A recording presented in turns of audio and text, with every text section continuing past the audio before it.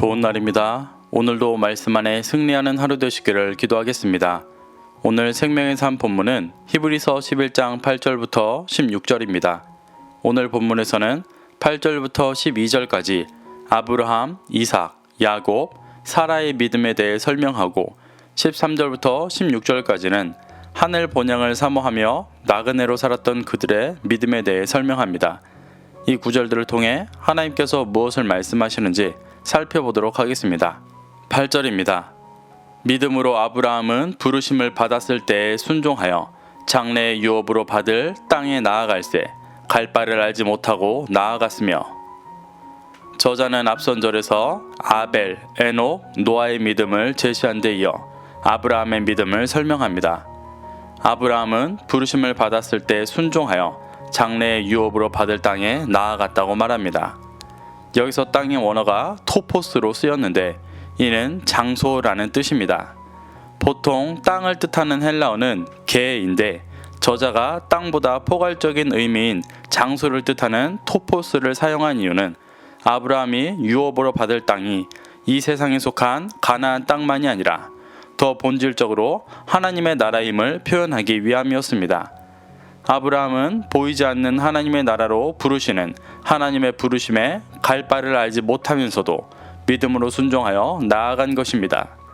저자는 앞선 절에서부터 계속해서 바라지만 보이지 않는 하늘의 것을 믿음으로 취해왔던 조상들의 모습을 보여주고 있습니다. 9절부터 10절입니다. 믿음으로 그가 이방의 땅에 있는 것 같이 약속의 땅에 거류하여 동일한 약속을 유업으로 함께 받은 이삭 및 야곱과 더불어 장막에 거하였으니 이는 그가 하나님의 계획하시고 지으실 터가 있는 성을 바랐음이라.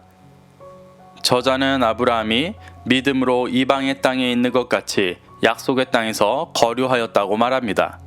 이는 하나님께서 부르신 가나안 땅에 있었지만 여전히 나그네와 같이 이방의 땅에 있는 것 같이 살았었다는 말입니다. 아브라함은 하나님께서 본질적으로 부르신 곳이 가나안 땅이 아니라 하나님의 나라임을 믿었기 때문에 가나안에 있는 것으로 만족하지 않고 여전히 하나님의 나라를 소망하는 나그네로 살았던 것입니다.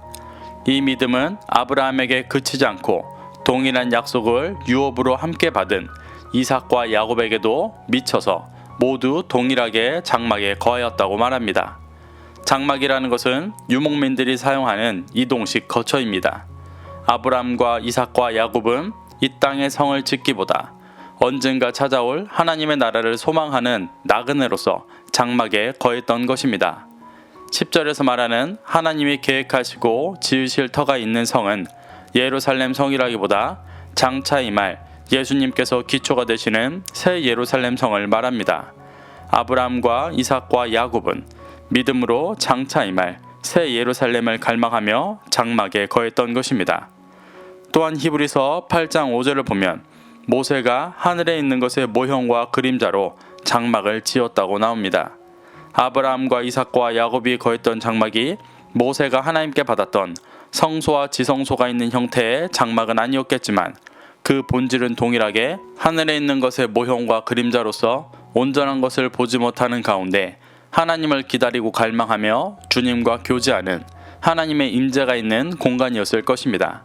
11절부터 12절입니다.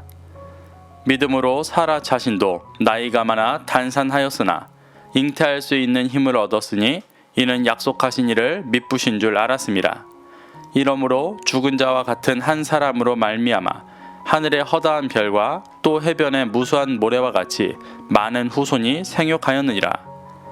저자는 아브라함의 아내 사라의 믿음 또한 설명합니다. 사라는 자신이 나이가 많아 임신할 수 없는 상태가 되었지만 믿음으로 잉태할 수 있는 힘을 얻었다고 말합니다.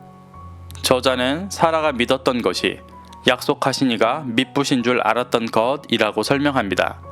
약속하신 이는 아브라함과 사라 사이에 아들이 태어날 것이라고 말씀하셨던 하나님을 말합니다. 미쁘시다라는 것은 믿을만하고 신뢰할만하다라는 뜻입니다. 사라는 상식적으로 잉태할 수 없는 상태였지만 약속하신 하나님의 미쁘심을 믿어 자녀를 낳았습니다. 저자는 이로 인해 죽은 자와 같은 한 사람으로 말미암아 많은 후손이 생육하게 되었다고 말합니다. 죽은 자와 같은 한 사람이라는 말은 이미 잉태할 수 없는 몸에서 죽은 자와 같았던 존재가 믿음으로 태어나 한 사람이 되었다라는 말입니다.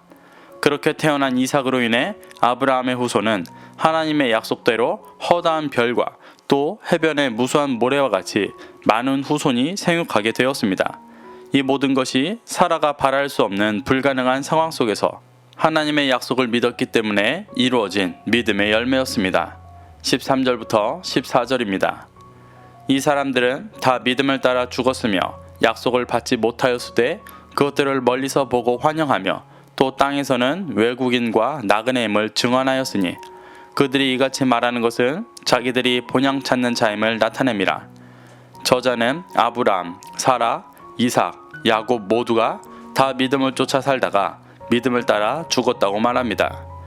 이들이 믿음을 따라 죽었다라는 것은 약속을 받지 못한 채 죽었음에도 믿음을 저버리지 않았었다라는 말입니다.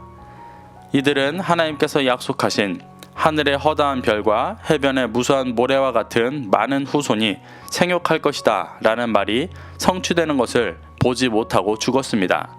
그럼에도 이들의 믿음은 꺾이지 않았고 오히려 멀리서 보고 환영하였습니다.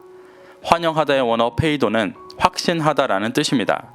그래서 멀리서 보고 환영하였다라는 말은 멀리 훗날 성취되는 하나님의 약속을 믿음으로 보고 확신하였다라는 말입니다. 이러한 모습을 저자는 믿음을 따라 죽었다고 표현하고 있습니다. 그들의 이러한 믿음이 자신들을 이 땅에서는 외국인과 나그네임을 증언하게 하였고 자기들의 본향을 찾는 자임을 나타내었습니다. 15절부터 16절입니다.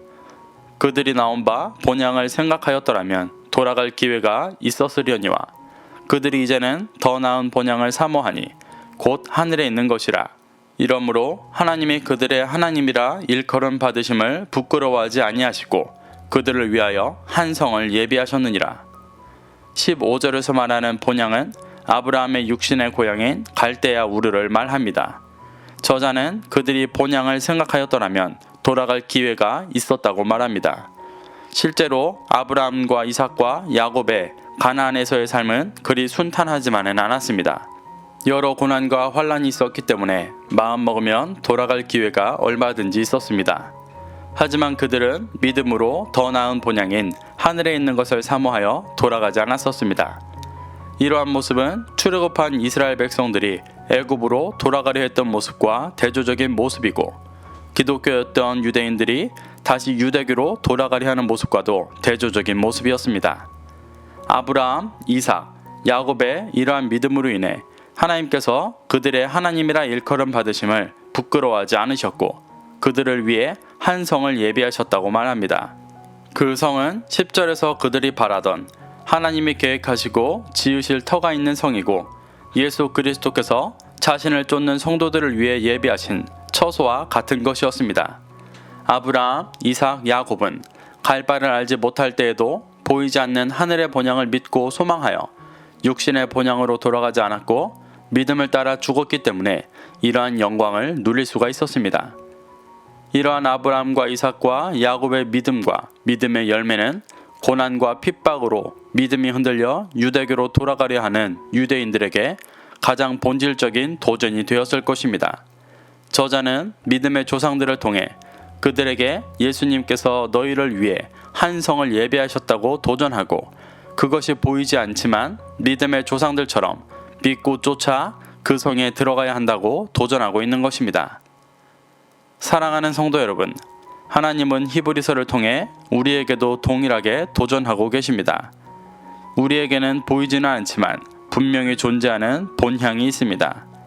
이는 예수 그리스도께서 자신을 쫓는 성도들을 위해 예비하신 처소입니다. 우리가 믿음이 흔들려 세상으로 돌아가려 하고 형식적인 신앙에 머물러 있으려 한다면 결코 얻을 수 없는 것입니다. 우리도 믿음의 조상들처럼 보이지 않는 우리의 본향이 있음을 믿고 고난과 환난 속에서도 믿음으로 그 소망을 쫓아 구원을 이루어가게 되시기를 소망합니다.